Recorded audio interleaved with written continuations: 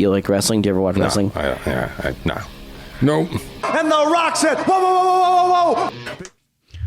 Look who's creeping, look who's crawling, still ballin' in the mix. It's Mike Wellman and wrestling fan Kris, here to break down the biggest stories in and out of the ring. What's up, gang? Welcome to Watch Wrestling with Mike Wellman. As I said, the podcast that breaks down the biggest stories in and out of the ring. This is episode 88 of Watch Wrestling with Mike Wellman.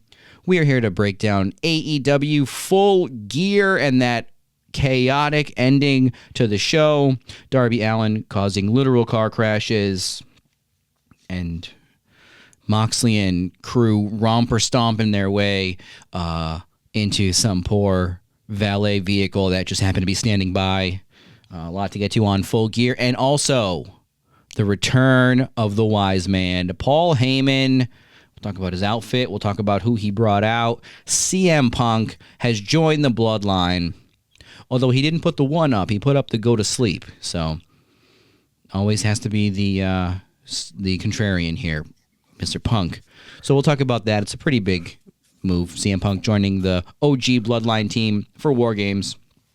And yeah, whatever else we have time to get to. And we're going to do a Patreon post-show. So check out the Patreon, folks, if you are inclined to support the podcast.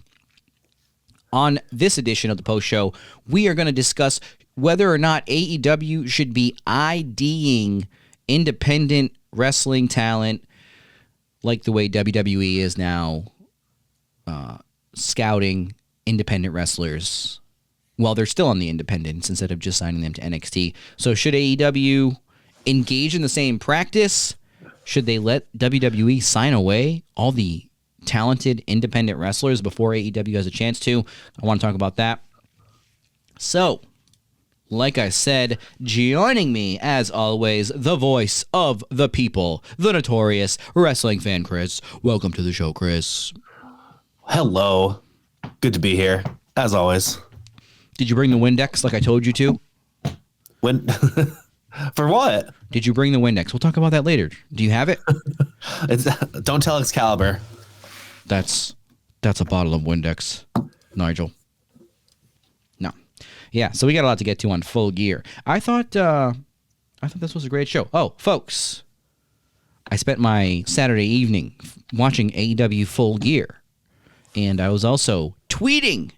I was live tweeting, except it's not called that anymore because I wasn't doing it on Twitter because it's not called that anymore. But I wasn't doing it on X either. I was tweeting. I was microblogging my thirst traps and thoughts about wrestling on Threads and Blue Sky, folks. That's right. Trying out the Threads and the Blue Sky. I'm trying to get away from this X character. Not a fan anymore. Too much nonsense. Too much hate, generally speaking. It's kind of turned into 4chan at this point. X. So that's right, folks. Like I said, we are on Blue Sky. We are on Threads. So before we go any farther, that's right. We need you to be kind, like, and subscribe.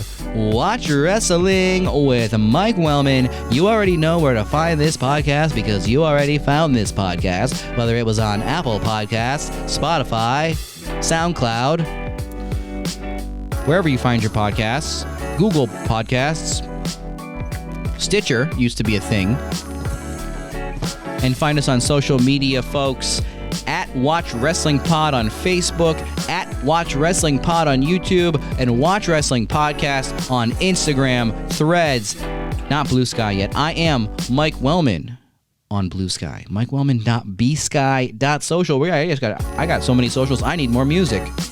MikeWellman.bsky.social. Mike Wellman on Threads. Mike Wellman 88 on X, although we're retiring that dinosaur here pretty soon. X. That'll put butts in seats. All right, folks. Isn't that right, wrestling fan Kris? Yes, I love Blue Sky, Threads. Much better. I'm also tired of X.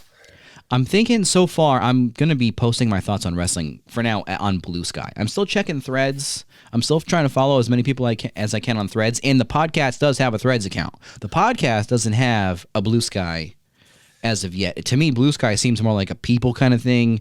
I don't know yet. This is the thing. I'm just trying it out. Where the skies are blue.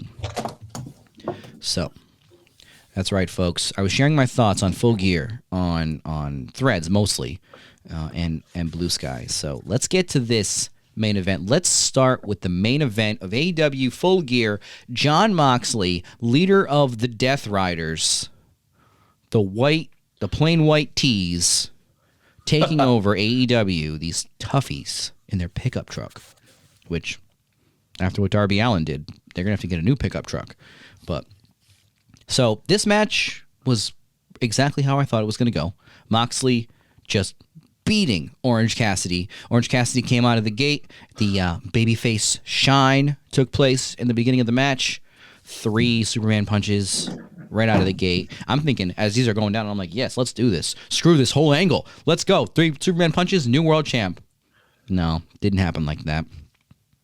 So Moxley, Orange Cassidy got the early offense, stunning Moxley, and then Moxley kind of came back to just basically bludgeon him.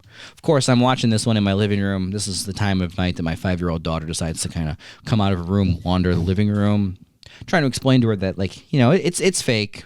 They're fake fighting. It's like a play. And then it's the literal scene where they're like back scratching, and you can see the finger marks, the bloody, dirty finger marks of Moxley going down Orange. And even my daughter's just like, ooh. I was like, yeah, no, maybe leave the room. You're like, it's ketchup. Yeah. I was thinking, what can I say besides it's ketchup? And I couldn't say anything, so I didn't say anything. Yeah. So, yep. Orange was all bloody. When I did tell my daughter that she should leave the room, you know what her response was? She said, I went to wrestling. Good point. She did. She went to the Collision where we had the bunkhouse brawl. Listen, if she could handle, that's true. I forgot about that, but I was going to say, if she can handle the amount of sweat coming off of Dax in that main event, she can handle a little blood. So back to Full Gear. Moxley eventually beats Orange Cassidy via shenanigans. The Death Riders come out. Pac, who's always in full gear. These guys are wearing like jeans, t-shirts, boots, tough guy stuff. Pac, full wrestling gear. Tights, armbands, wrestling boots. It's a little weird. Just in case. But it does fit Pac, you know. Like, he still looks like a tough guy in his wrestling gear. Yeah. So, ultimately, Moxley finishes off Orange Cassidy. And there was this was overbooked when Wheeler Yuta came in, to me. Okay? And that was in the beginning, basically, of the end. So Wheeler Yuta comes in, hits Orange with the Busaiku knee. Thanks, Wheeler. And thanks Brian for teaching him that one. After his murdered master, who's no longer with us, Bryan Danielson. Yes. Retired Bryan Danielson. Convalescing Bryan Danielson. Retired from breathing. Yeah, exactly. He retired from breathing air. So, Wheeler Yuta comes in, hits him with the Busaiku knee. Moxley gets the win. And then Hangman is just there all of a sudden. I rewatched this. Hangman is limping down. First of all, on this show, lots of limb work. So I know you're probably a fan of that, Kris. Yes. But every person hears on this show, they're like going to their knee doctor. They're orthopedic about their knee. Wow. Because everyone was selling their knees. Like, Hangman comes out at the end of the pay-per-view with a chair, and he's super limping, right? You didn't even need to limp that much. Like, I don't think people remember, like, okay, Hangman's knee was pretty busted up in that match. Just generally speaking, he limped to the extent that it kind of hindered the proceedings here. Unless he was legitimately hurt, in which case, sorry. But he comes out with the chair, faces off with Moxley. And as he's facing off with Moxley, first of all, Moxley looked like an insane person ready to take on all comers. Okay? He just defended his world championship. He just had a grueling battle. And he's just ready for more right here with Hangman. He's even telling Hangman, think this through if you watch what they're saying. I love it. And then, obviously, sneaking up behind Jon Moxley, we had the future world champion, Christian Cage, with this dented contract in a case. Hangman, they're taking forever. Hangman's like, are you going to give me the first shot? I just really trying to come up with a reason why would Hangman be so willing to help Christian, because Hangman is a betweener of being a babyface and a heel, but not so much that he wants to help a guy like Christian, right? Oh, yeah. So we got to kind of have a reason. Why am I helping you? Well, because you're going to give me the first shot, right? Christian's like, yeah. Why would you ever trust Christian Cage? A word out of his mouth, for one. You know? And he says, yeah, I'll give you the first shot. So, but then Jay White comes in. Well, Christian hits Moxley with the unprettier kill switch. Well, so it's the unprettier when Chelsea Green does it. But it's the kill switch now when Christian does it. That's fine. So Moxley's just laying there for a while off of one kill switch. Just Moxley got just duffed off one kill switch, just like was his brain made of soft cheese, and you just go boop, and he's just lights out. Well, it's the 3 Superman punches earlier. Softened him up. Yeah, exactly. It's just softened him up, right, for this knockout shot. Lights out for Moxley. He's just laying there. So, but then, as Christian is kind of like telling the referee, like, willy won't he, yes, before he could cash in that contract, Jay White comes out. Oh, because Jay White doesn't like Christian, the commentary reminds us. And Jay White attacks Christian. Okay? Christian flurries out, papers flying out of the ring. And now Jay White is in the ring. And then and Moxley is already gone. And the Death Riders, Claudio comes in and attacks him, Jay White, and Pac. And then now Moxley's leaving. Like, nobody's getting a title shot now. Moxley's gone. And Jay White's alone in the ring. And then, excuse me. So then, Moxley and crew hustle out of the building. They're going to their truck. And then, car accident right before our very eyes. Smash. Truck is smashed by a car that the first time I saw it, I saw just like designs on the car, and I couldn't think of who it was because it was such a fleeting shot of the car before it crashed into the truck that I saw the designs, but it reminded me so much of Jeff Hardy. I couldn't get Jeff Hardy out of my head. I'm like, did Jeff Hardy paint the side of this car? Oh, God. Over a weekend or something? I obviously knew it wasn't Jeff Hardy, but I just couldn't think of anybody else that was like artistic in that moment. I was just thinking about Jeff Hardy like making his topiaries some intricate design. No. So the Death Riders go to the valet stand, super kick a guy, grab a set of keys, and hop in the nearest vehicle because that's how it works. Right? Yes, you just obviously. Hop in the SUV, just like when you go to the rental counter, they say, yeah, go in the parking lot and pick any one and super kick the guy on the way out. That's what happened to me last time I traveled. It's standard operating procedure. It's fine. So they are gone. They're leaving town. And then it's Darby Allin. He comes out from the wreckage, which apparently, according to Brian Alvarez, Darby Allin really did crash this car. And he was bleeding. So I almost don't want to know if he legitimately got a head laceration from a car accident or if he like crashed the car and then bladed. I just don't want to know. Because it would just be too much for me if he got a car accident and got legitimately busted open the hard way by like the steering wheel or something. Yeah. You know, so I don't want to know. I'll just leave it up to the magic of wrestling. But he's all bloody. He's trying to get on top of this pickup truck, and it's like jagged metal pieces of the bumper, and he's like slipping, and he can't get on top of the pickup. And they're like, Darby, get down. And now like everybody's out there. Oh, what's that guy's name? Charlie. Even like Charlie is out here, like the prop guy. And everyone's like, no, Darby. And he's like, come on, Moxley, let's finish this shit. And then it's like he's gone. You're talking to the wind. So, okay, that was how Full Gear ended. And then, no, yeah, that's it. That was it. End of broadcast. Came on my screen next. What do you think of that, Kris? It's like, so first of all, Moxley as this character is awesome. Moxley's great. Whoa. But I'm just like, it reminds me of some like 6 months into the NWO. The whole storyline. So like, I hope something happens. And Darby's cool. I mean, crashing a car is cool. Is he going to be the one who defeats Moxley? Because it seems like he should be, but he already lost. He lost to Claudio. On Dynamite. Lost to Claudio. Oh yeah. It's just, but I feel like Moxley needs to do more.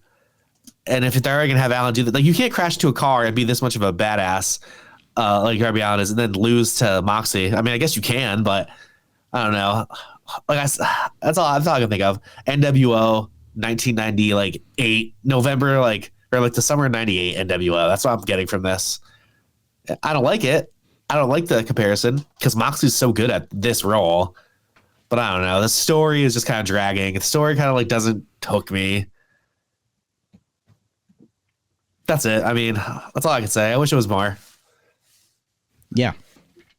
Now, I'm fine with Moxley just trying to accomplish things via beating the crap out of people. Like that seems to be the age-old thing in wrestling. I'm going to dominate this whole place, this whole territory, this whole company by just beating everybody up all the time. That's what the NWO did, as you were saying. Yeah. It's really the only currency we have in wrestling. How do you dominate people? You beat everybody up, occasionally take over. But speaking of taking over, one thing that hasn't been hitting for me is this idea that Moxley is somehow taking over AEW with this stuff. Like, dude, the only thing you took over was the valet stand. You know? Like, you didn't take over the Superstation. What did they do to take over the Superstation? Yeah. They had a segment on the show. That's all they did. So, I mean, the NWO, back in the day, they literally took over. They interrupted the commentary. They interrupted the show. One of the nights they screwed on their own logo on the Nitro like entrance, you know? Yeah. I'm not saying do those exact same things, but you're advertising Moxley taking over the Superstation, and then he's just, for one, his anger, like he's like, I wanted to know what he was in character. What was he saying to Marina Shafir right before the match with Orange Cassidy? Why was he so angry? Yeah. Like what like, because to me that would be part of like his whole motivation and his whole goal. Like your goal is to take over. Okay, well, MVP is going around giving everybody business cards. You know, like who are you recruiting more people? Yeah. You know, like it's weird. It just so happens that every other story has elements of what the Moxley story is trying to achieve here. So you look at the Mox World Order story, and you're like, it's missing something, but I don't know what it is. He's saying he's angry. He's saying he's taking over AEW, and yeah, he's just brutalizing whoever is going to stick up for AEW, which so far has been Orange Cassidy and Darby Allin, and obviously Willow Nightingale and the conglomeration, right? So we got Tomohiro Ishii out here defending AEW. Yes, classic AEW superstar. Yep, Tomohiro Ishii. He's out here defending the honor of All Elite Wrestling, along with Kyle O'Reilly, like I said, Willow Nightingale.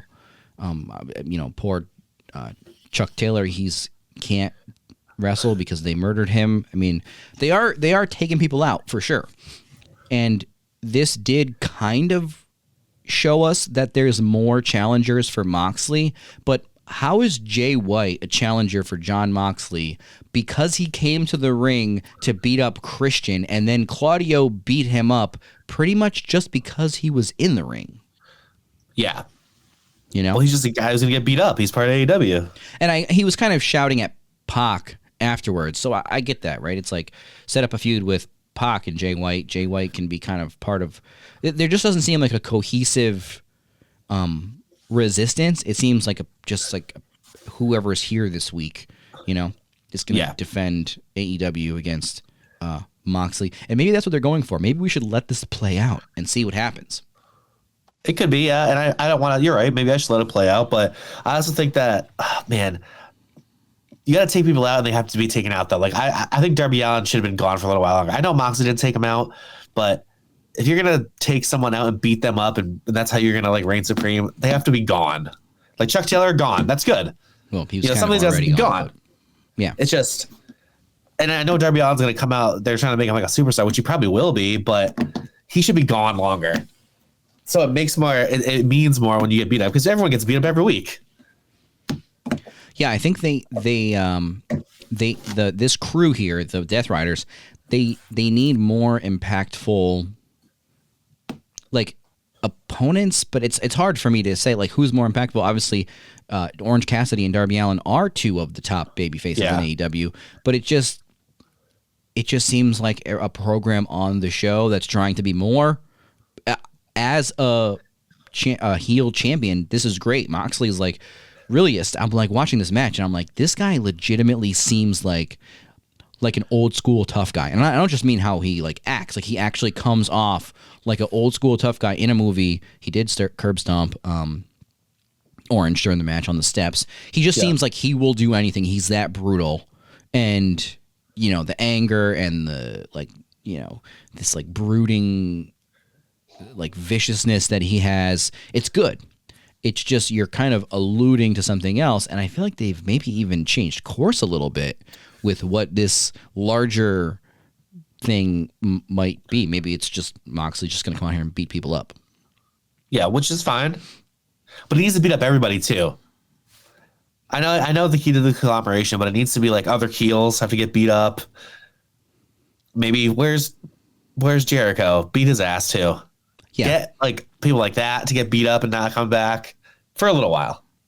Yeah, like if you are trying to change AEW, which Moxley even said in an interview, he said like that one of the producers was saying that they shouldn't worry about what's going to happen in the first match because it's not the main program or something like that. And that's in an interview. He's like criticizing AEW.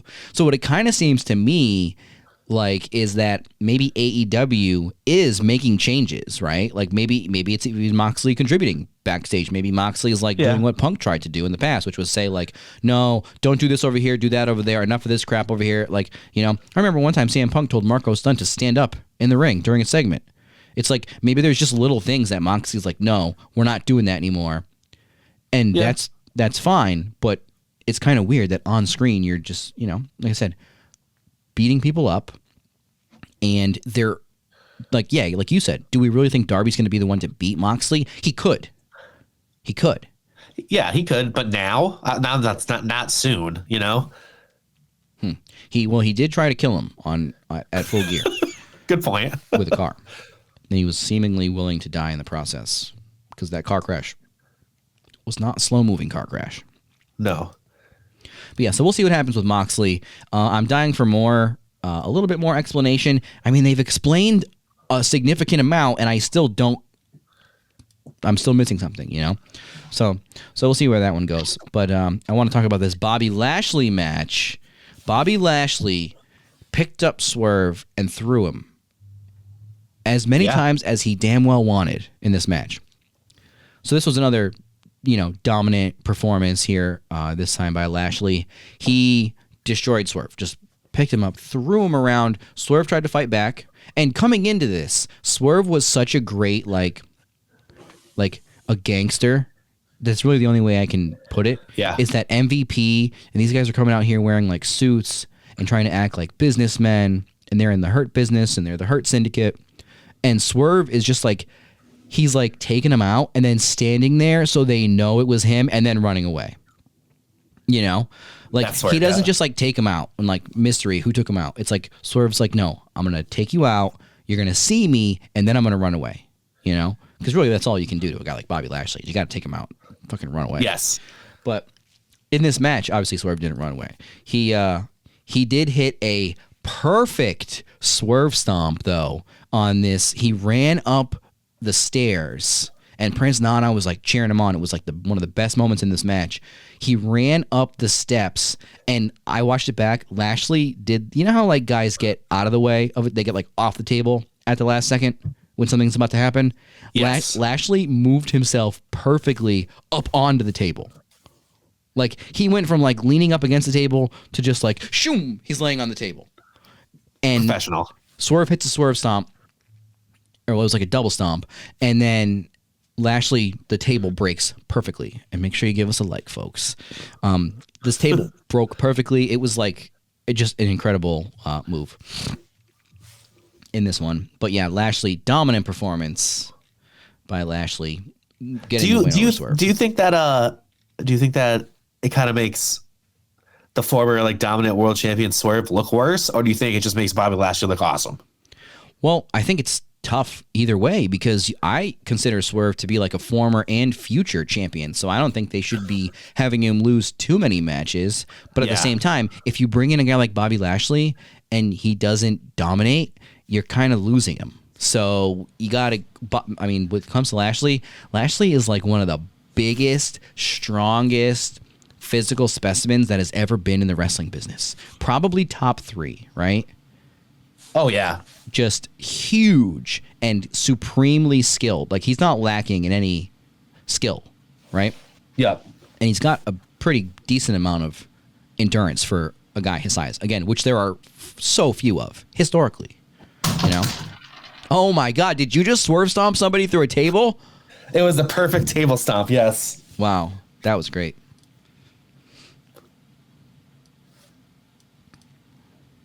Anyways, yeah, so Lashley is, I mean, I feel like you have to answer your question, I feel like you have to, I don't know who should lose to, who Lashley should lose to. I don't know how you don't put the belt on him just by the way you're presenting him as this big, unstoppable force who has this track record and this reputation, former MMA fighter with a very high-rated winning record, goes to WWE, has this long career, former WWE champion.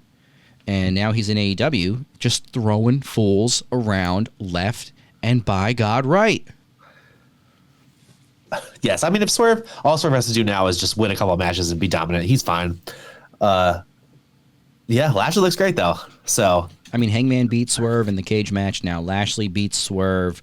I don't think it won't take much to bring Swerve back up here, but you still now have at least Lashley in this spot where it's really like, if you were going to pick a contender for Moxley who's not involved in their storyline, like if it's going to be based off of who's winning, who should the top guy be, Lashley's right up there now, I would say.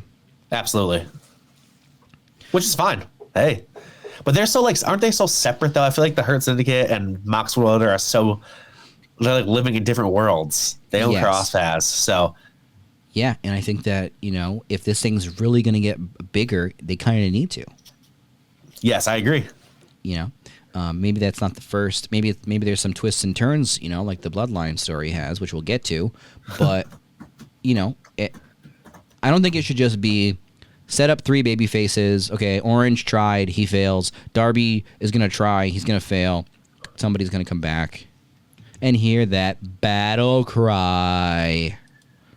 Yes. Yeah. We'll see who steps up to Moxley. But anyways, back to Full Gear. We had, I kind of want to go out of order just because I just want to talk about that Swerve and Lashley match.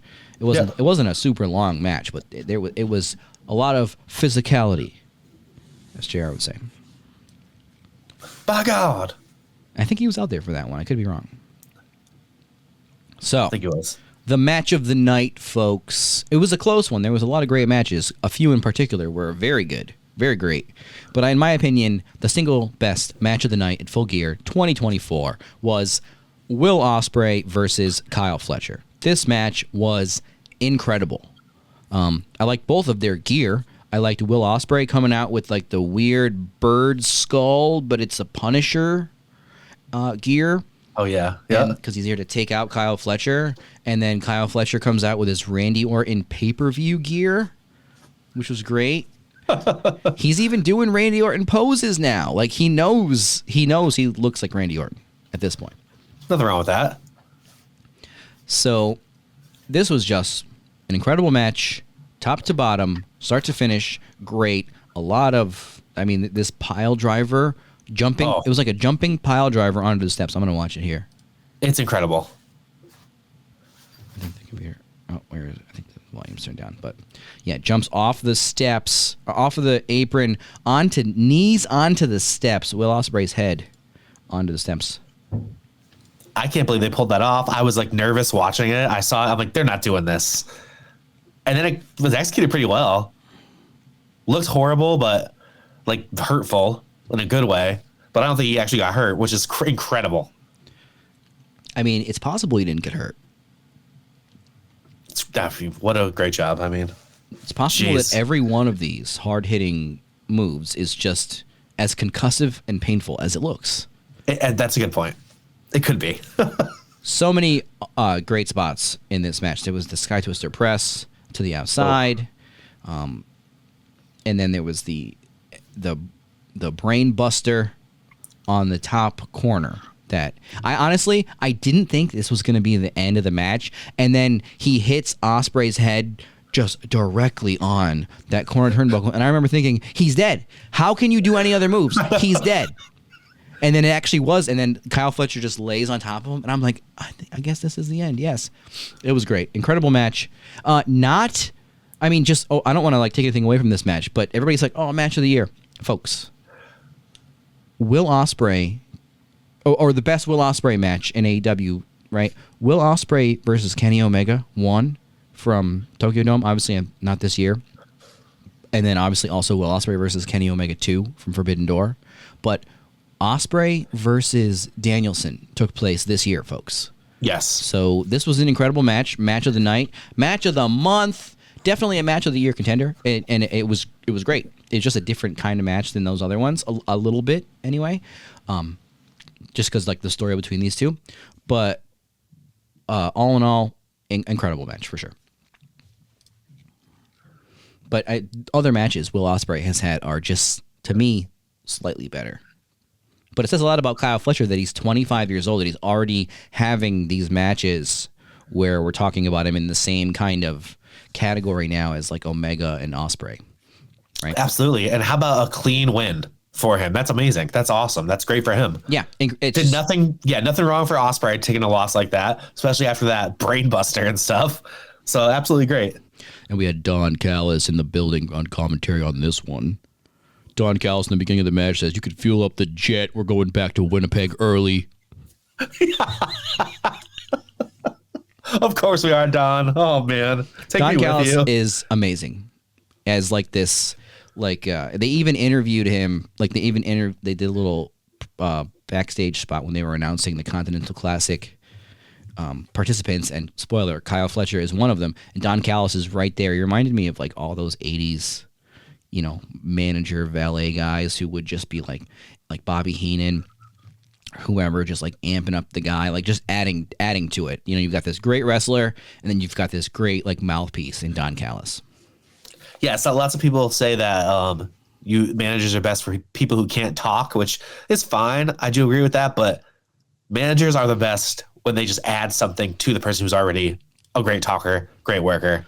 That's top tier. Like Heenan did it with a lot of people. I know Heenan also had some other people like lower on the totem pole in the Heenan family, but like you got Heenan and Rick Rude together. Those are both great guys. Like Don Callis is one of those too. It just adds to the perfection of the stable. Right. Yeah, and at this time they were called the Don Callis family, but then lately they've been called like the Don Callis like Monster Army, which is actually a pretty apt name for them. I mean, think about it. You've got Kyle Fletcher, Takeshita, Lance Archer, and who else is it? Brian Cage, is he with them? Anyways, a bunch of big dudes at this point. They're all huge. So another match which could be considered the match of the night was Mercedes Moné versus Kris Statlander. This was definitely the best Mercedes match since Mercedes versus Stephanie Vacure. Yes. Great match. Kris Statlander. I mean, she was going just from move to move with Mercedes, just like a little kid. Just like, okay, well, this didn't work. So, like, they didn't have to restart anything. Statlander is so big and strong. She's just picking Mercedes up to a different move at like 3 different points in this match. Really great match. Mercedes, I think, hit like 20 Meteoras in this match on Statlander, but just between Statlander's like power moves and Mercedes' athleticism, and obviously Statlander's athleticism as well, this was just an awesome match. Obviously, classic Mercedes match, picks up at the second half of the match and just goes from there. And Mercedes did retain her title, get the win. Mercedes is laying down on the outside of the ring, which she didn't let Camille come out because her and Camille have been arguing and fighting, and Camille has not been performing up to Mercedes standards as of late. So she tells Camille backstage, stay back here. Okay. Because, like, you're useless. So Camille does, and then Mercedes just wins without her. Okay. So Camille is useless, I guess. Yep. But then Mercedes is outside the ring, and she's got the belts, and she's like, I did it. I'm the best TBS champion of all time. And I literally, on the second time I watched it, I hear a voice, and I look, and it's Dave LaGreca in the front row, and he's going, how do you keep doing this? I'm like, how do you keep doing this? He's everywhere. I heard a voice, and I'm like, that sounds like Dave LaGreca. Yep, it was right in the front row, as if he's just talking to Mercedes. How do you keep doing this? It was better than the guy across the other side of the ring, which during the match, they go to the outside. Mercedes hangs Statlander up over the railing or the guardrail, and some guy in the front row just gets up and goes, yeah! Just right like 2 feet from Mercedes' face. You know? That's the whole spectrum of emotions during that match there. That's your two sides of the coin, folks. Yes. You got Dave LaGreca in the front row asking a legitimate, poignant question as if he's doing his own podcast. How do you keep doing this? And then you have wrestling fan B. Yeah! Just screaming in people's face. Basically saying the same thing, though. I mean, in his own way. So Mercedes retained here, and like I said, didn't need Camille for nothing. So they're setting something up, but I don't know why. You could just say like, "Hey, Camille, look, I'm fine without you. We don't need to fight about it." Yeah, because now she's useless, and she's gonna lose to Monet, so she's super useless. Yeah. Another great match on this show. Like I said, we're going out of order. MJF versus Roderick Strong. I was excited for this one. I knew it was going to be a good match. MJF says, he comes out, there was this big banner, thank me later, and MJF was just got done filming the Happy Gilmore sequel, which is a sentence I am very excited to have said. MJF just got done filming the Happy Gilmore sequel, folks. I mean, what up? Jesus, what are we doing? But yeah, sorry. MJF, is Happy Gilmore in there shooting balls? Yes, Bob Barker's taking me out. So, so that's what he was doing, shooting a sequel for Happy Gilmore, which I'm probably going to watch. And then he's back now, taking on Roderick Strong. I don't know what would have happened if both Roderick Strong and Adam Cole would have won their 3 matches. Adam Cole didn't win his 3rd match because MJF paid somebody, and I can't remember a dude's name, to tell Don Callis to give Takeshita the ring, the diamond ring. Takeshita uses the ring on Adam Cole. You know, Adam Cole doesn't get to wrestle MJF now, but he does come out here. MJF gets the win over Roderick Strong. He smashes Roderick Strong's arm. Was it his arm? I think. With the chair. And then it's all about the boom. After it's all about the arm breaking, then it's all about the boom, because Adam Cole comes out way late. That was kind of the thing. Yeah, thanks, Adam. Like, that happened like twice recently in AEW, where there's just bad shit happens. The good guys come out way too late. Like, why did you, like, I guess it answers the question of where is anybody to help this person, but barely, you know? Do you have a dog? Hold on. Sorry. The problem is if I mute you, I don't know when your dog's going to be done coughing. This dude's running a fucking zoo. Hold on. Is that you, Kris? All right, well, folks, we're going to keep going because wrestling fan Kris apparently bought a zoo and didn't tell anybody. And I've got him on mute, so we're periodically going to check back in with him. But MJF in this one says a line. Are you there, Kris? MJF says, before the match starts, that before, when he was shooting movies, Roderick Strong's mom was shooting his dad, which I had to Google that one. And that one was a reference to, yeah, that really happened. Roderick Strong had a tough upbringing in his real life. And, his mom did shoot his dad. So I didn't know that. MJF had to throw that one in there, so now we all know. Did you know that, Kris? He's not with us, folks. But now we all know. So MJF getting the win over Roderick Strong, still building toward Adam Cole. Not sure why. If they can just have a match, maybe they can put this thing to bed with just a really good match, and we can all kind of move on. Because both of these guys, I don't know how, but they're both kind of being held back by each other for some reason. And I would love to see MJF go on and have more great matches, and the same thing with Adam Cole. And I think they just need to go their separate ways. Hello, yes. Agreed. I'm glad Adam Cole's back. I'm glad he's in AEW, but I like to see him do something else. Yeah, and it's like you would think on paper it'd be a good match, a good feud. It's just not. Yeah. I mean, I remember that first match they had when they had the extra 5 minutes, and MJF was like, no. Or at the first match or one of the early matches, and that was, I tuned in live. Back then, I wasn't watching AEW live. I tuned in live for that, and it was so great. And it just kind of lost its luster. Yeah. So then another match on this card, Takeshita defending the International Championship against Ricochet, which on paper, good match. On the show, just a good match. Wasn't too long, wasn't too short. Good match. Takeshita won. Yes. I kind of just threw that one on the pay-per-view. It was definitely a lot of singles matches, one-on-one, which I'm telling you, if this card was full of multi-man matches, I would have said, give me some singles matches. But this one was a lot of singles matches, which I'm fine with. Me too. I prefer singles matches, I think, and a good tag match, but multi-man matches more than like one a card it kind of rubs me the wrong way. I don't know why. And Darby wasn't the only person who's been messing around trying to kill people with automobiles. Because have you been watching Collision the past few weeks? Freaking Daddy Magic is Daddy Psychopath now. Him and Daniel Garcia have been strapping Jack Perry to the hood of a car and driving it. It was crazy. I was like, did that even happen or did I just dream it? I don't even know. That sounds like you dreamt it. I'm just letting you know. Yeah, but so Daniel Garcia taking on Jack Perry. Jack Perry, is he the son of the Beast Mortos here, coming out with this scapegoat mask on that he wore all the way to the ring? Jungle Boy is his dad the Beast Mortos? I don't get it. No, I don't know. The scapegoat Jack Perry lost his TNT title. Very good match between these two. I mean, it's hard to shine on a card like this if you're Jack Perry and Daniel Garcia. They would have had to tell everybody else to take it easy for these guys to kind of, and they would have had to give these guys pretty much double the time that they gave them. But Garcia putting Jack Perry in the good old sharpshooter, which I don't know if he's got its own name for it. I should, but it's sharpshooter.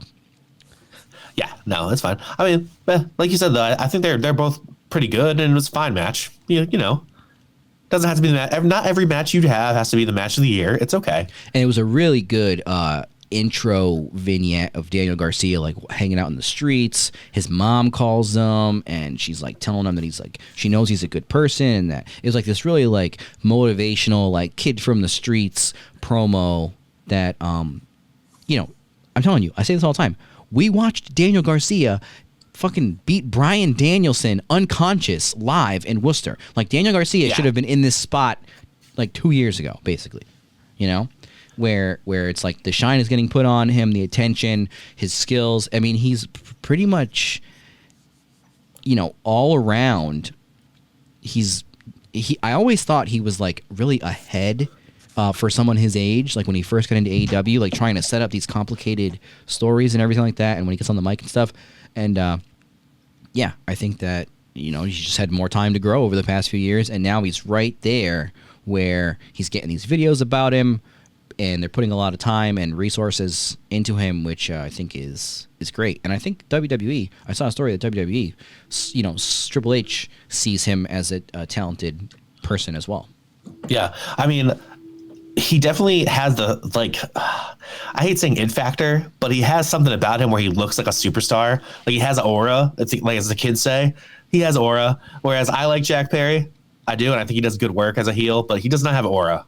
Okay, Jack Perry definitely doesn't. Daniel Garcia does. That's how it is.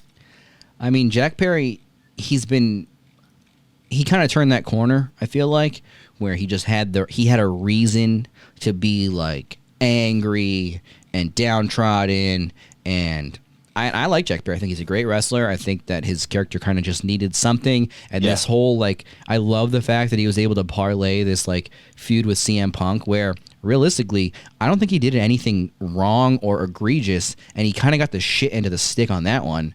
And he was able to kind of come out of it a lot better, I feel like. Character-wise, with a lot more layers.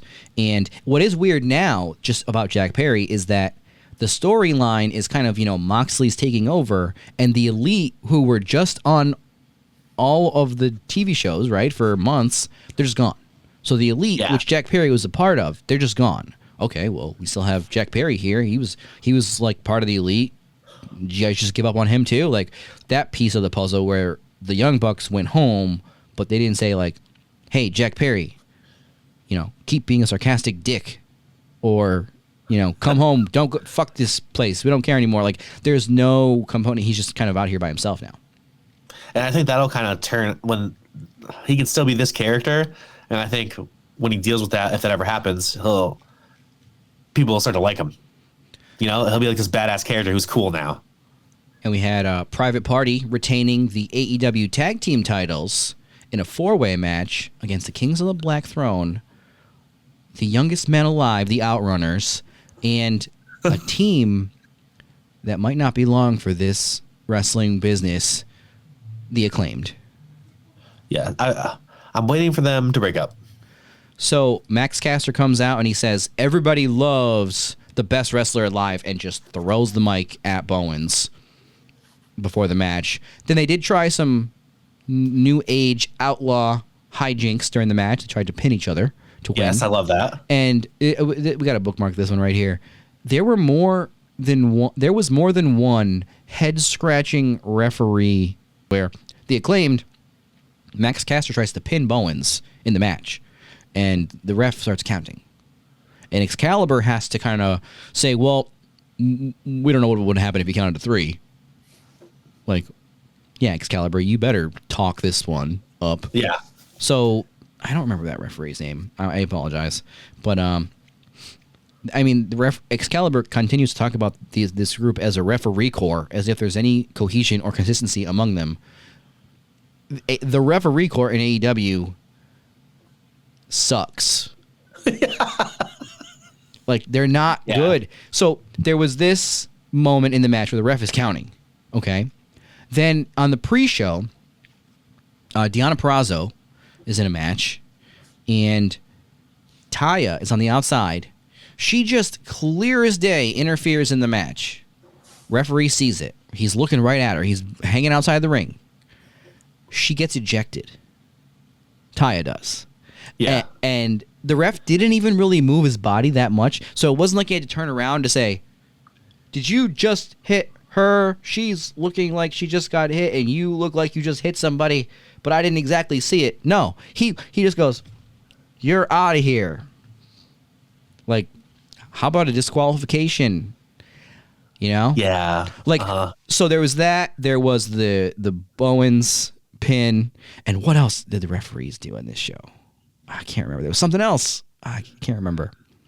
Questionable behavior. And I think that really what they need to figure out is, which as someone watching this stuff for so long, I have questions about how they successfully pull this stuff off anyway, as far as the referee.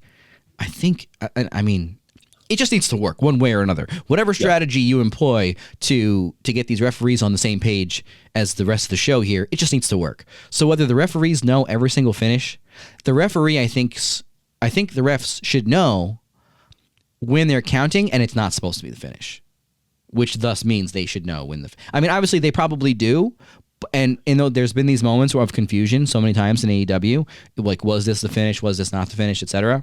But I think the rule of thumb needs to be, look, like, I was watching you fucking attack the person. There are rules. I have to end this in a disqualification now.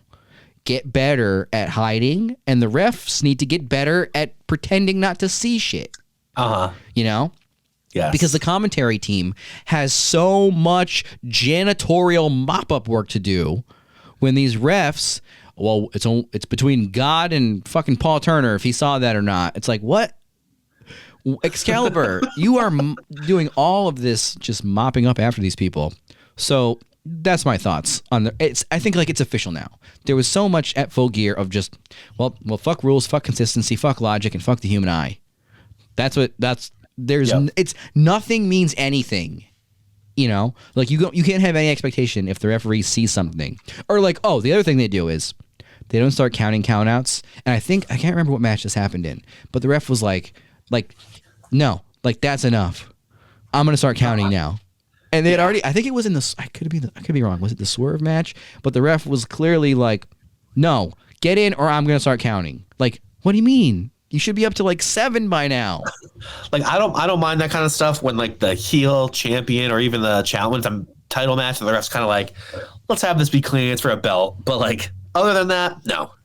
Like I don't think any one of these refs is terrible. There's just too many moments of I saw that. Like even like there was the was it the Harley Cameron thing where the ref like pushes her shoulder down. You know, it's like cause theoretically you don't want to, because the other bad outcome could be you're counting a 3 count and the shoulder is visibly up. So you push it down yourself. That's the choice. Like there's just so much stuff like that with the referees where it's just everybody needs to get on the same page about knowing when the spots are happening. You know, like how is it or get the camera off the ref so I don't have to see that he just saw, you know what I mean? Like all that all right there. It's official. Like I said, this referee course sucks, Excalibur. I just had to talk about that. And the pre-show, were there any other matches on the main card that I missed? Probably like a glaring one. I'm just kind of this is just a stream of consciousness podcast, folks, if you didn't already know. So I think that about does it for the pay-per-view. Oh. Lashley. So speaking of Lashley and Swerve, I know, again, stream of consciousness podcast, folks, the real person who has to decide what side he's on here, in my opinion, I'm watching this pay-per-view, and this should have been in the Lashley Swerve part of the show. I'm watching this pay-per-view and Swerve comes out, and we all saw at All in London, Swerve came out and wrapping his entrance, we had Bun B and West Side Gun wrapping Swerve to the ring, wrapping the big pressure Trill Mix. And then now Swerve comes out and Bobby Lashley comes out, and you have West Side Gun on Bobby Lashley's entrance song, and you have MVP, who, I don't know if you knew this, is the general manager of Fourth Rope Wrestling, which is West Side Gun's indie wrestling, like, upstart promotion. Oh, I did not know that. Nice. So now we had Lashley versus Swerve. West Side Gun, whose side are you on? Because you just came out and wrapped Swerve to the ring. You were sitting... Was he out there for this? I don't know if West Side Gun was actually there. I saw Flash Garments in the front row. I don't know if West Side Gun was there, but whose side are you on, Gun? That's my question. We know whose side Prince Nana is on. Yes, of course. Obviously.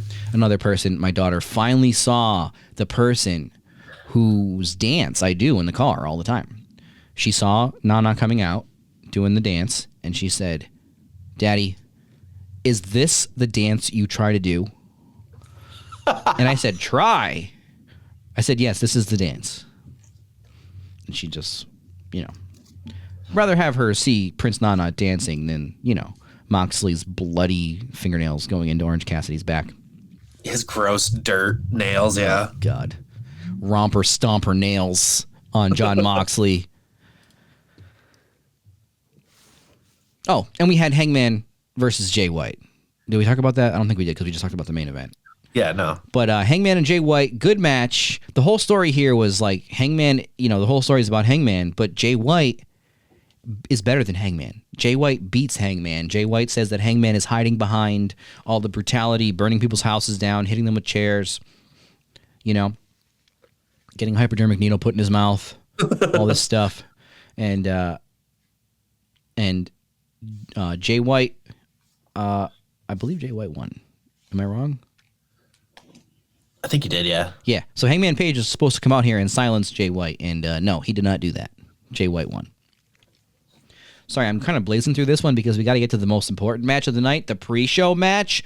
QT Marshall versus some fella named Big Boom AJ. Did you see this one, Kris? Unbelievable. I did see Big Boom take a beautiful diamond cutter. Yeah, on the weigh-in. Yeah. Yeah. Oh, it's so good. They did a weigh-in. I mean, the guy's an indie wrestler in the past, I guess. He came out and looked like, he knew his way around the ring. He wasn't in terrible shape. And we had his son, who was the real star of the show here, in my opinion, with in-ring work. But the person who got the biggest pop was this young man named The Rizzler, who... You already know. I don't know who the F this kid is. I'm not going to find out who he is. He looks like he's about 4 years old. He comes out here. He scratches his neck. Excalibur asked at one point if this kid had fleas because he was scratching his damn neck so much. He was scratching his neck like Tyrone Bigham out here. I'm not going to run down the young man beyond just the repetitive neck scratching, which I'm sure is an internet sensation that all of you folks probably click like button on his neck scratching. But... the Rizzler here, he's the timekeeper. He rang that bell pretty good. 3 dings on that bell. Sometimes, you think it'd be easy, but sometimes people guess ring bell, whatever, they do bad. Horrible. And there was a couple shots of him holding like the thing, like he was just he's this little kid sitting here. He just wanted to ring that bell again. Like in the middle of the match, I was kind of expecting the bell just ding ding ding. And then I would have expected the referees to honor that ringing of the bell, and thus the match would have been over. You would, yes, you would say a normal core referees, but not this one. Yeah. So, I don't know what happened here, but the big moment for me was the kid comes in, Big Justice, and he spears QT Marshall, and it was just incredible. He speared him, the crowd went nuts, and then the Rizzler got in the ring, and they liked that too. But these people were over for sure. The crowd loved them. They got big pops. Bigger than most of the people. QT Marshall came out and he got the Cole Carter pop. Hell yeah. Which, another reference to our trip to AEW in Worcester. Cole Carter's music hits. His name comes up on the Tron. Less than silence. It was incredible. It was as if we were in an empty room. I will never forget that. It was like silence. It was like a soundproof chamber when Cole Carter came out. So QT Marshall got the Cole Carter pop for sure. So yeah, that was AEW Full Gear. Like I said, a fun show, a lot of interesting stuff, a lot of kind of places to go. I saw people saying that the way the show ended with Darby on top of the truck was kind of like a good ending to an episode of Dynamite, but why did they do this on the pay-per-view, And that makes sense. Yeah, it does. Yep. So now we still have World's End, and ultimately, I think for me, someone who's got their ear to the ground, I think my question, storyline-wise, is will we see Kenny Omega back in AEW before the new year, and thus before his Wrestle Dynasty match, his return to the ring so far against Gabe Kidd, which I'm looking forward to. Wrestling, I don't think we will. Will he show up? Maybe get some going to start it. I could see it. Okay. So yeah, that's the only piece of this puzzle that I think could be added here is Kenny Omega. Although we are also missing Toni Storm. She apparently is retired from wrestling after her recent string of devastating losses across the globe. Yes. So a lot of people missing in action right now in AEW. We'll see if they come back.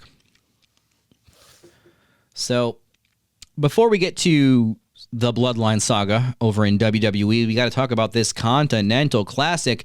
Folks, this is becoming one of my favorite things in wrestling. The AEW Continental Classic. It was so much fun last year. I just loved following along with the it's a tournament. It's got rules, but it's not too complicated where you're lost in the sauce, right? Yeah. So we have the Continental Classic kicking off this week, probably by the time you're listening to this. The Blue League is the Collision matches, and the Gold League is the Dynamite set of matches. So you have This was announced on YouTube last night. Of course, I was on pins and needles for this one. The Gold League you have announced thus far. Well, I mean, this is everybody. Will Ospreay, Juice Robinson, Brody King, Claudio Castagnoli, Darby Allin, and Ricochet. Which you might be asking, why is Juice Robinson in here? And, you know, the way that they balance this stuff out, these guys are all going to wrestle each other on one side. So these guys are just going to all wrestle each other.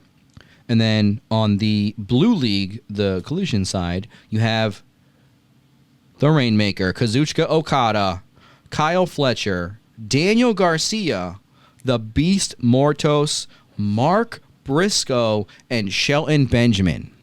Ooh. I think Mark Briscoe was in last year as well.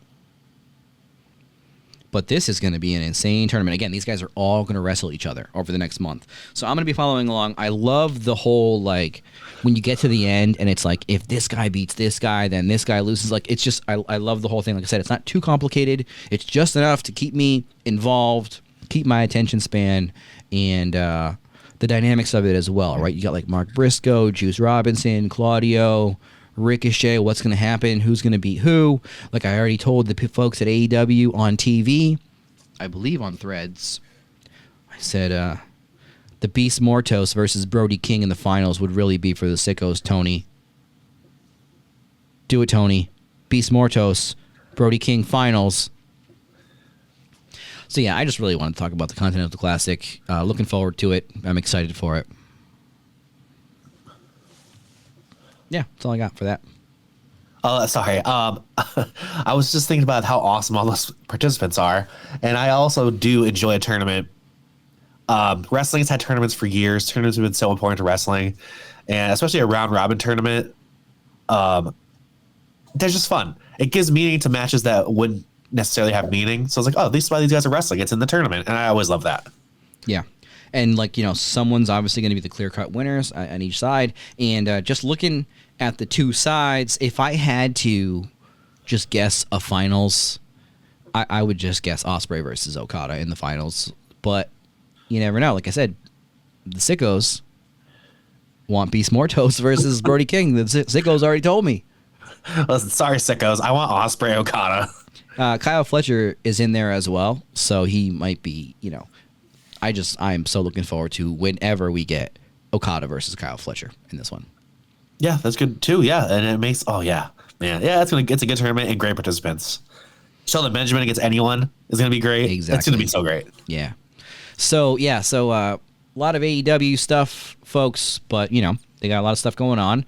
And moving over to the WWE side of the wrestling world, let us now talk about this eventful update to the Bloodline saga, because when you were looking at that family tree, Kris, that The Rock put up so long ago on the screen, you saw Jacob Fatu. He was on there. Tamina Snuka, she was on there. Okay? Jacob Fatu, Rikishi Fatu, Tonga Kid, all these guys were on that family tree, the Bloodline. Did you know Philip Seymour Punk was part of the Bloodline?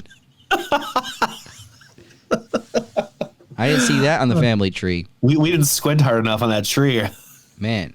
So going into the Bloodline War Games match, the new Bloodline, they recruited Bronson Reed, which I really kind of like him in this group. Me too.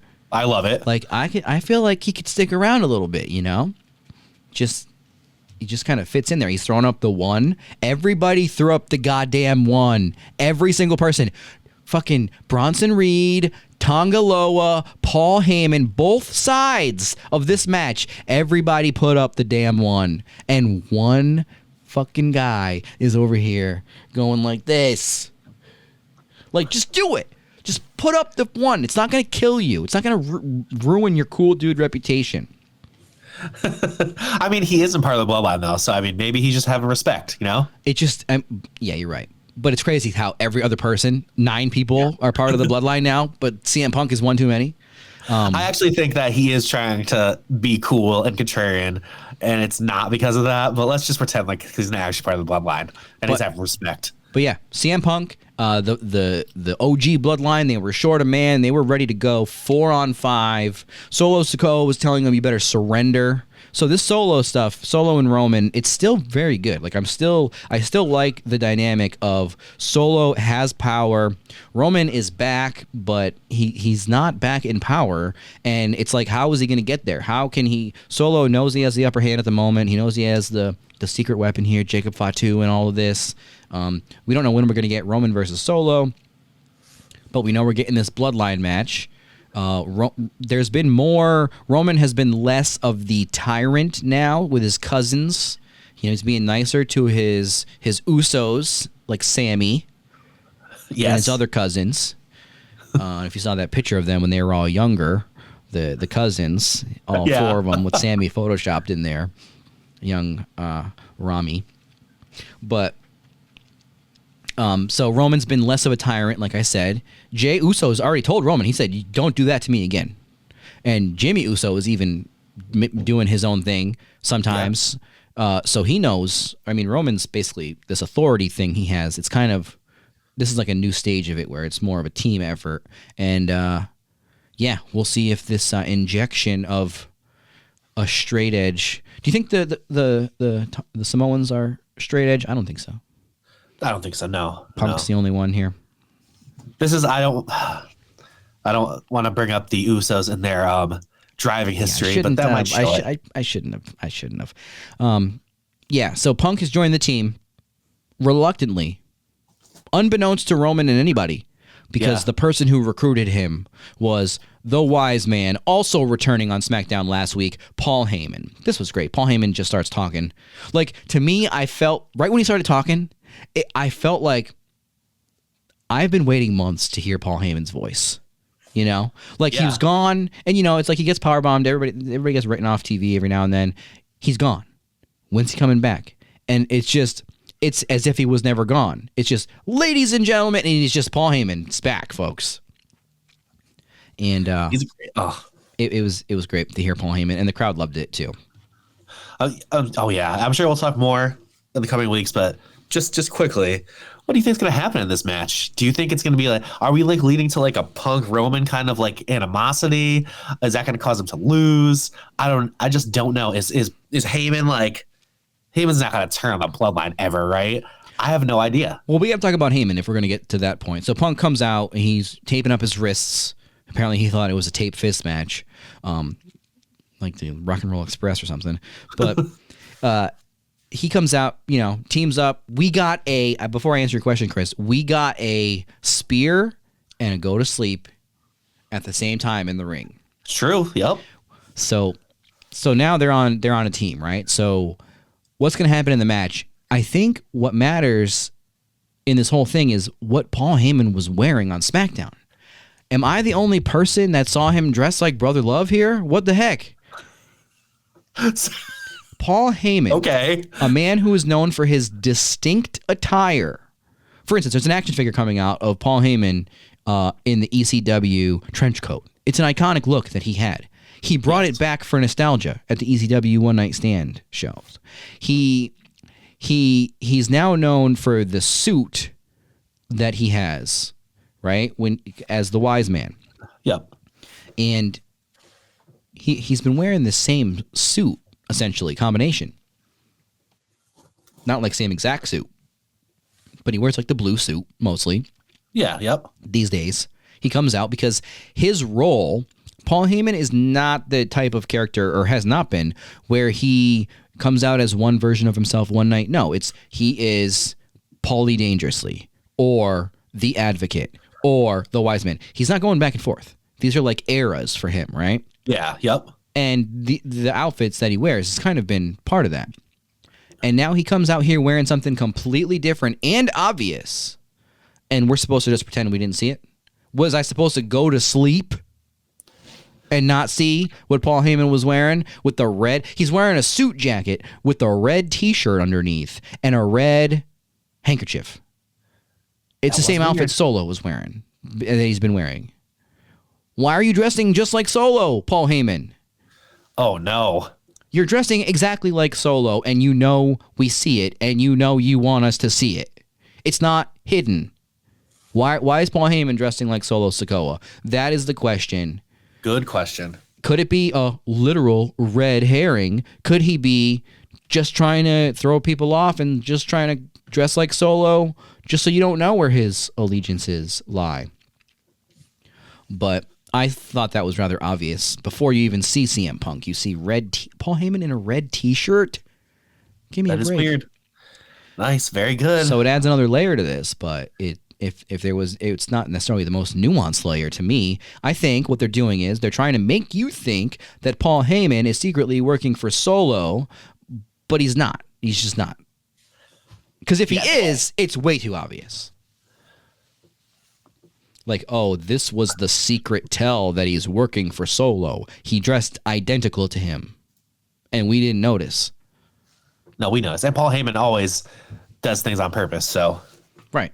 So I do think that it's I mean, like I said, if he just joined up with Solo and turned on the OG Bloodline, it would be so simplistic. It would be not even something Paul Heyman would do.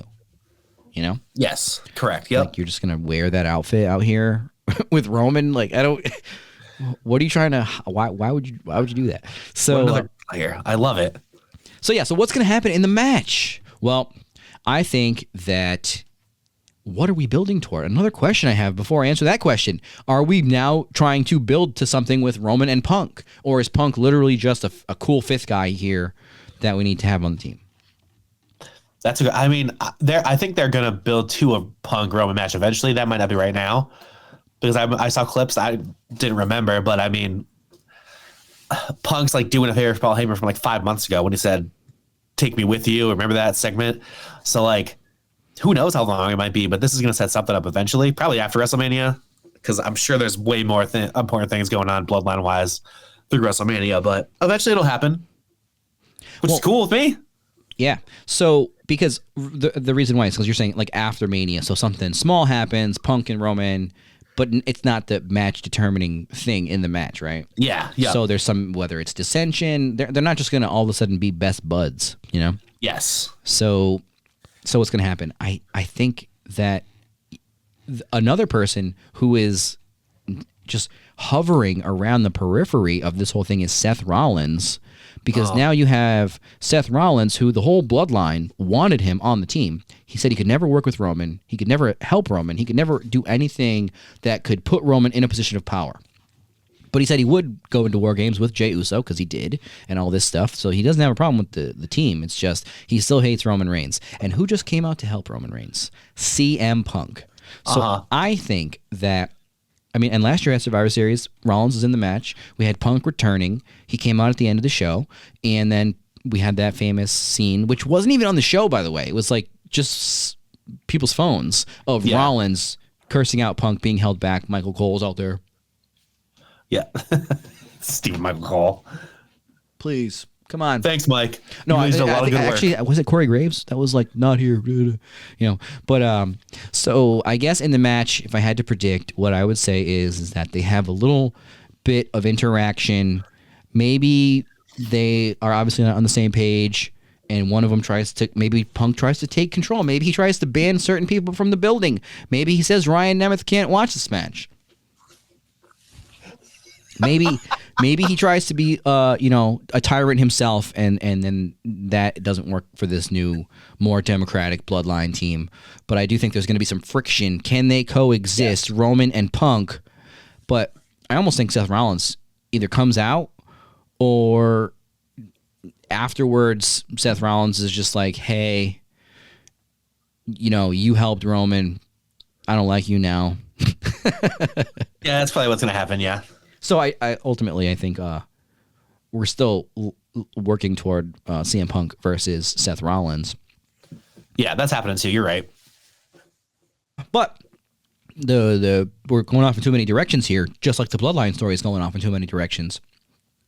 I think that the good guys, the OG Bloodline, will win because I feel like they kind of need a win. Because if they just lose again, where do you go? Roman, you just lost, Roman. You're already not the tribal chief. You don't have a championship, like Cody told you. You don't have a Ulafala. You don't have a championship. And And now Solo's just beating you every time. So there's not even a need to have a singles match with Solo and Roman to blow it off if the good guys don't come back and win, I feel like. Good point. That's a great point. Yep. So I feel like I really want to see the Usos kind of teaming back up, doing Uso stuff. Tama Tonga is underrated in this whole equation. And Tonga Loa is also going to be in this match. I'm excited for Bronson Reed to really do something like this and be like involved and be like kind of a badass. So that'll be cool. Yeah, I think overall it's going to be a crazy War Games match. I don't think it takes away anything with Punk coming in here of like, oh, well, he's not one of their cousins or he's not been a part of this. You can't just have these guys interacting with the same 4 guys. Like, that would get old if you didn't bring in new elements. How many times can Jimmy and Jay just be like, oh, hey, brother? Like, it's eventually you have to bring in other people. Like, Paul Heyman is an element of this. Like, the new Bloodline. And, you know, someone even like Punk who can contribute, especially if it's just in the War Games match. Like, if Punk is going to see himself out of the Bloodline story after this, it is definitely not a bad thing that he's in the match. If he, like I said, if he takes over the Bloodline story, that's obviously not good. But and I think Bronson Reed is just like an extra big powerhouse guy to have. He'll be good. Yeah. I don't think Punk's going to take over the storyline, but I do think it's going to be important for Paul Heyman's storyline with the Bloodline, which is cool.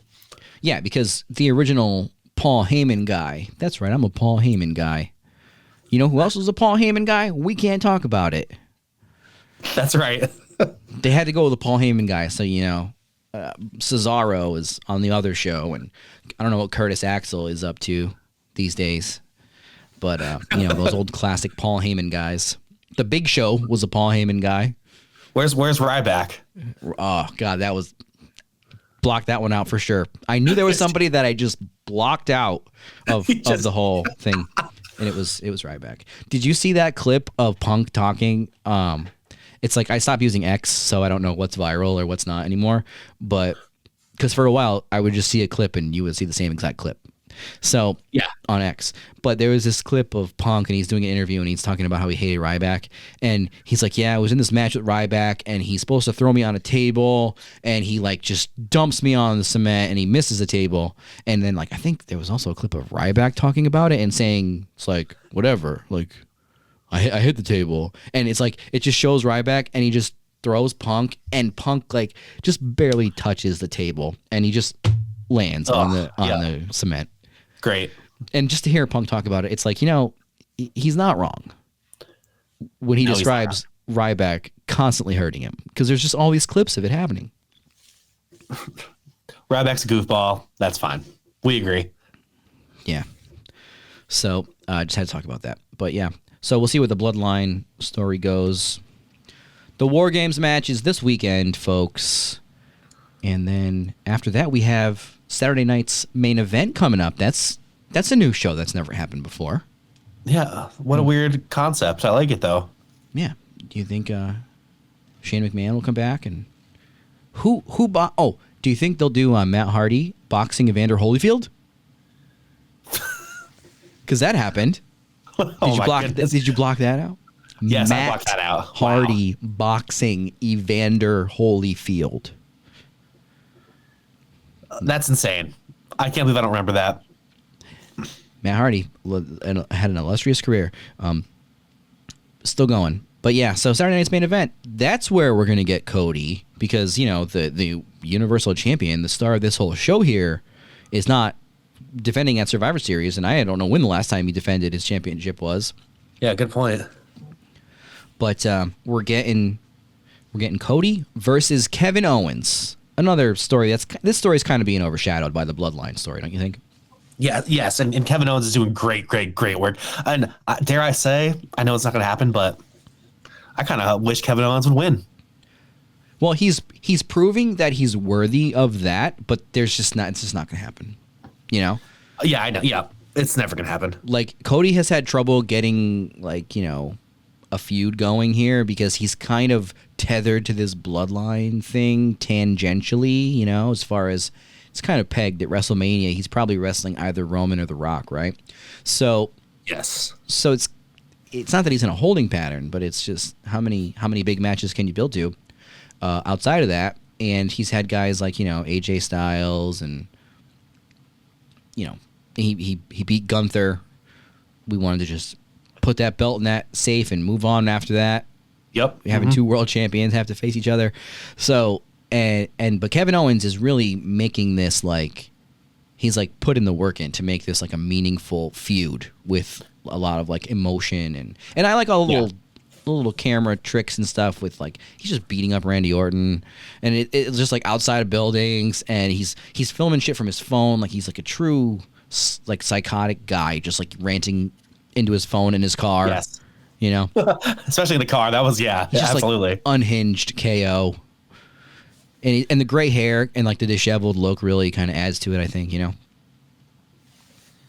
It's like Kevin Owens on anxiety. Yeah, he's just beating people up and yelling. So I just want to talk about the Cody match because he's, the Universal Undisputed World Grand Slam champion. Saudi Arabia champion, yeah. Saudi Arabia, 100 crystals, 100 gold charms champion.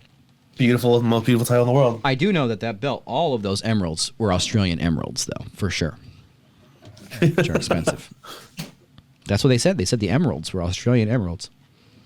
Those are like the most like, I think I hear diamonds are only real in Australia. I see that in Hulu ads. Yeah, so we'll have to wait till Saturday night's main event to see where Cody goes. Sorry, dying here at the end of the show, folks. It's okay. Hey. Oh. My mouth is drier than John Moxley's fingernails. Ew. So, yeah, we'll see what happens at Saturday night's main event. I'm just curious what they do with that whole show. Like, if they bring anybody back, do anything special, celebrities, whoever. Just because it is going to be on NBC, I believe, and Peacock. So, we'll see. Yeah, pretty crazy, yeah. There's going to be something major, so looking forward to that, too. So, folks, that about does it for this episode of Watch Wrestling with Mike Wellman. Thank you for sticking with us to the end of the podcast. I can't believe you've made it here. You have made it here, though, so congratulations to you. Now, hit the like button, hit the subscribe button, and be sure to follow me on Blue Sky, MikeWellman.bsky.social, and Mike Wellman on Threads, Mike Wellman88 on X, and we are at Watch Wrestling Pod on YouTube, at Watch Wrestling Pod on Facebook, at W Wrestling Pod on X, at Watch Wrestling Podcast on Instagram and Threads. What other? Oh, I forgot about the TikTok, folks. We are Watch Wrestling Podcast. I don't even know. What are we on TikTok? Hang on. The TikTok's where the real juice is, folks. I completely forgot about that with this edition of Blue Sky and Threads. I don't even have its personal TikTok. I don't say his name and he appears on my TikTok. I don't even have a TikTok, but we are Watch Wrestling Pod. Be like people who are smart. Follow us, like I said, at Watch Wrestling Pod on TikTok, at Watch Wrestling Pod on YouTube, Facebook, Watch Wrestling Podcast. Just Google me, folks, and you will find everything you need. So we are going to kick it over to the post show now, where, like I mentioned at the beginning of the show, we are going to be discussing the indie wrestling scene and whether or not AEW needs to jump in and start IDing people before they get into some of these shows, because I've been to some of these shows and some of these people need to be ID'd. The fans. Yes, maybe some of them don't, though. Actually, we know some of them. So that's what we're going to be talking about. Is WWE has launched this ID program to basically sponsor and support indie wrestlers. AEW, should they get in the mix? Spoiler, they probably should. But that's going to be on our Patreon and then most likely on our YouTube. So that about does it for this episode of Watch Wrestling with Mike Wellman. What does this button do?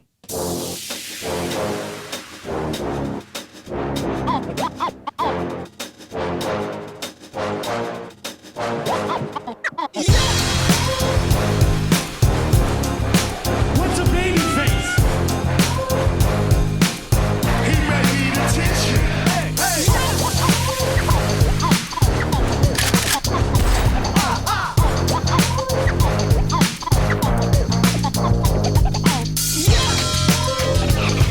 Wrestling with Mike Wellman.